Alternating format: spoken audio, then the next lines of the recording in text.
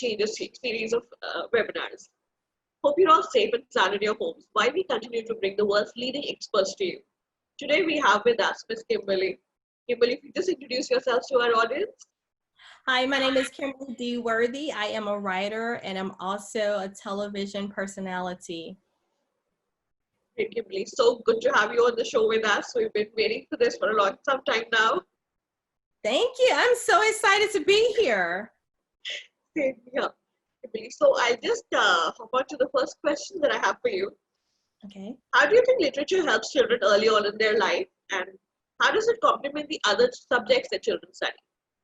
Okay, great question. Well, not only am I a writer, I'm also an ESL teacher. So what that stands for is English Second Language. And literature definitely helps bridge the gap with all subjects. Whether we're talking about math or science, it all starts with communication. So literature helps you with your written word as well as your oral word to be able to even solve the simplest or the hardest of math problems. So in the current scenario where children are attending classes virtually, do you think it reduces the effectiveness of learning? Teaching virtually? Yeah. I definitely think teachers, we have a unique opportunity to take advantage of teaching virtually because you get to personalize your lesson for your students.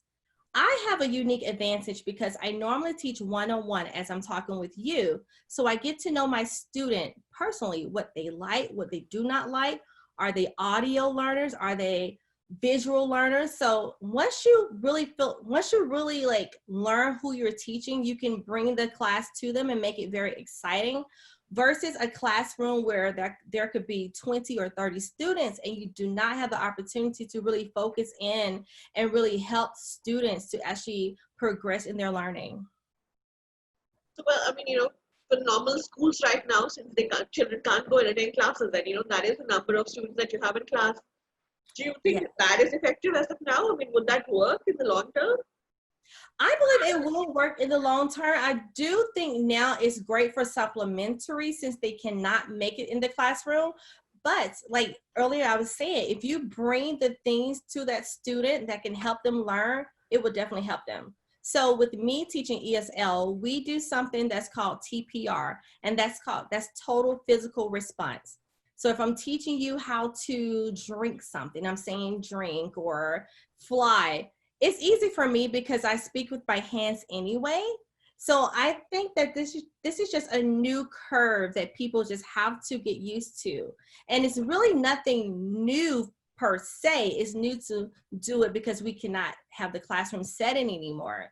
But with proper education and proper practice, I think teachers would be able to make it more exciting for students and help them along the way. Even with a class of 20, 30, you think it'll be effective in the long run? I mean, once you get to know the students. In the long run, will it be effective? In the same model online? When you're not able to, yeah? Oh, I'm sorry.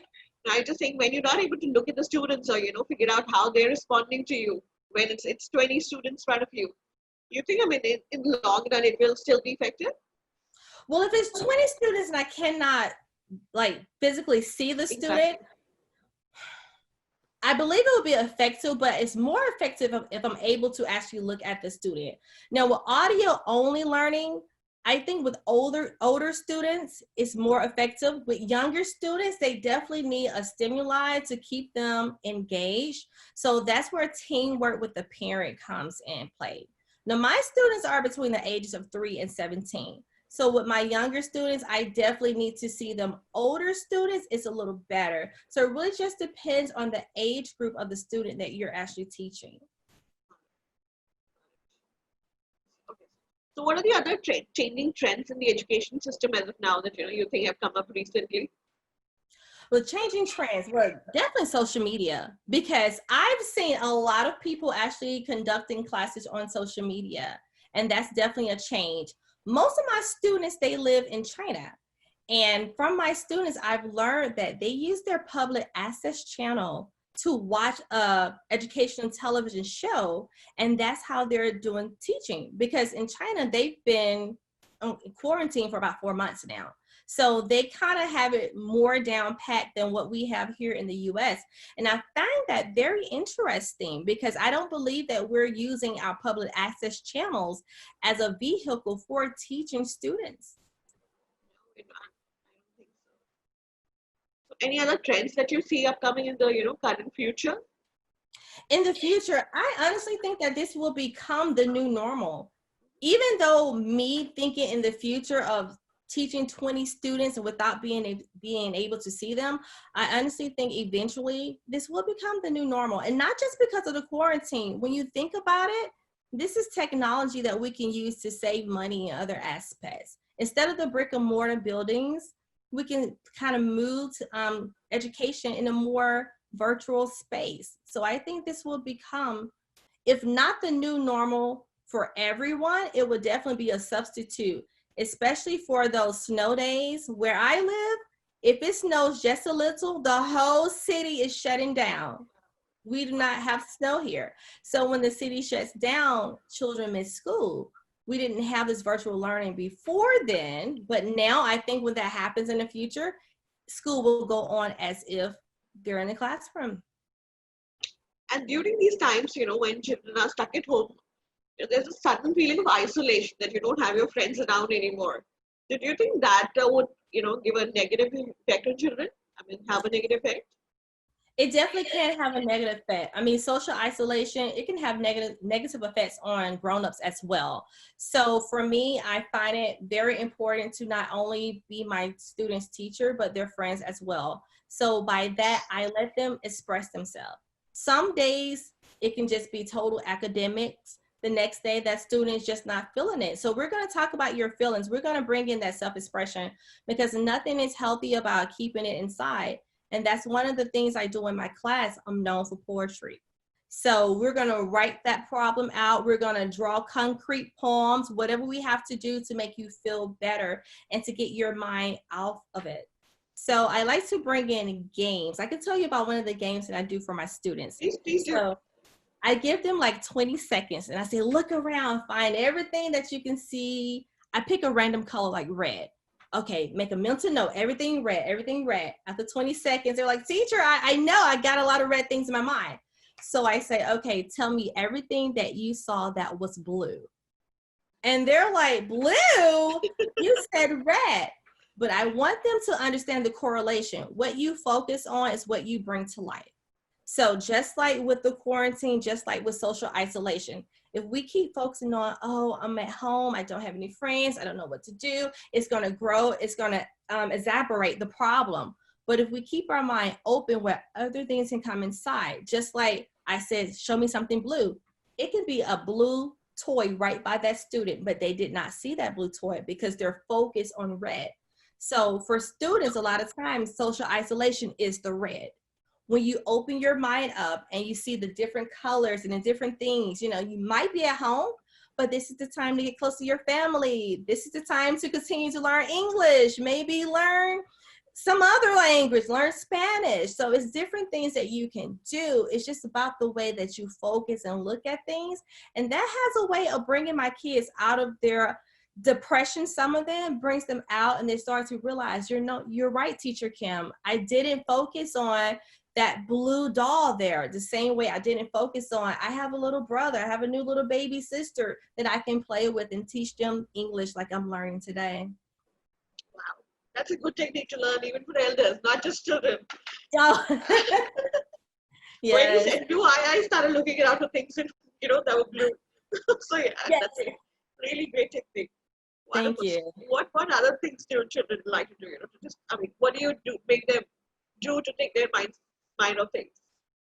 Well, once I understand what type of learner my child is, if they're small, we definitely make things because most small children are kinesthetic learners. They have to feel it to understand it. So if I'm teaching you about airplanes, we're going to grab some construction paper and we're going to put that airplane together. For my older students, some of them could be kinesthetic learners as well, but an airplane is not going to get their attention. They're more into Relia. So if I'm teaching them about cell phones, we're going to pull out our cell phones. I'm going to show them their apps. where my apps are going to show me their apps. And so we're communicating, we're having fun, but we're learning at the same time. And that's a great thing. Most students don't realize they're actually learning, because if I wait to the next class and I ask them something from this class, they remember it because they can put an object to the word. And I think that's very important as well. Absolutely. There really a lot of great literature is written around, pandemics like the plague or the cholera outbreak. Do you think there's another one of, such great works in the making? Well, my students will have great works, and I'm going to tell you why. Because I have them keeping journals. I have them to write down how they're feeling every day. What are they smelling? What do they taste? What are they hearing? Because this is going to be the history of them.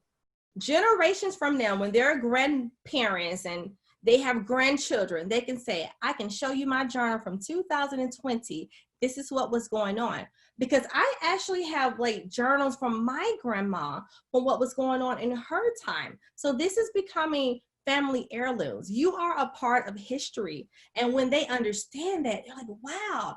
And I show them, you see this history book that we're reading? One day this will be in that history book. And when your grandkids are reading this book, you can show them what you're going through now. They can take that to their teacher and they can have a show and tell. So all of my students will have their own piece of history at the end of this. Wow, that's a great thought. Absolutely. Yes. So do you think poetry should be incorporated, in everyday syllabi as well? I mean, whether children are learning English or not? Do you think poetry makes you express yourself better? It definitely does. And I can talk about myself personally. So when I was in middle school, I was bullied, and bullying took away my voice. I became very withdrawn. I didn't want to interact with anyone. I had this very special teacher in 7th grade, and she taught me about poetry. And not only just poetry, she taught me how to construct different poems, whether I was doing alliteration, onomatopoeias. So I didn't have time to be depressed anymore. I wanted to format my words to meet the criteria for those specific poems. And that got me to writing poetry books. So, and I like to say that poetry is not just a written word, it's self-expression. So your poetry might be music, it might be dancing, it's all the art. So it's definitely important because we have to have an outlet. No one is one-dimensional. And if you are one-dimensional, that's unhealthy as well. So you need to have different layers. So poetry should be included in every curriculum, in my opinion. That's how you got interested in poetry. That's exactly how I got interested in poetry. And it helped me with speaking. It helped me with working in television because now I'm not afraid to express myself. I'm not afraid to speak in front of crowds. It just brought me out of my shell. Wow. Just tell us a little bit about your television work as well. Yes. Well, I'm mostly known as the girl that could not cook on Food Network's Worst Bakers in America. And then I came back as a fan favorite for Worst Cooks in America. So little did I know, baking and cooking are two different sciences that you need to learn. It's not even the same skill sets. So yes, it's crazy. But now I am a mediocre baker, a mediocre cook. I'm definitely continuing to try to become an expert in those areas. I also have experience with TMZ, so I like to talk, as you can see. And with TMZ, I just commented on celebrity news and just brought my personal opinion on what was going on in popular culture. Great. So how did you become interested in, children and teaching them English and taking the ESL classes?